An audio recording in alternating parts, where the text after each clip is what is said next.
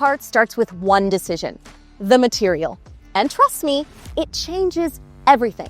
Because when metal meets machine, each material has its own rules and its own challenges.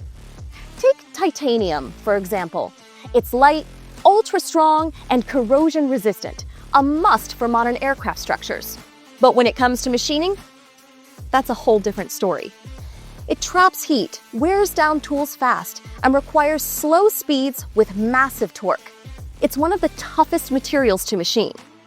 So, to handle titanium, you need heavy-duty machines, slow speeds, high torque, high-pressure coolant, rock-solid stability, and ultra-specific cutting tools. Then there's steel, the everyday hero. Common, versatile, reliable. It's strong, affordable, and widely used. But not all steels are created equally. A mild steel cuts beautifully, but a hardened steel, much tougher. It requires specialized tools and techniques. And then aluminum. It's light, easy to machine, and highly efficient.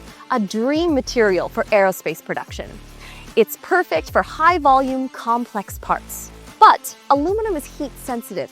It expands fast, so control is key. Each material has its own story. Aluminium for lightweight performance, steel for strength and cost balance. Titanium, expensive yes, but unbeatable when you need both lightness and durability. It's especially used in aircraft because when you mix titanium with composite parts, you avoid what we call galvanic corrosion. Let's just say you don't want any surprise mid-flight. Every machining parameter matters. Design, material, and manufacturing are deeply connected. Choosing a material isn't just technical, it's also economical. A good material isn't just high performance, it has to make sense in production and in the budget. So yes, each material has its own personality, its strengths, its limits, its surprises.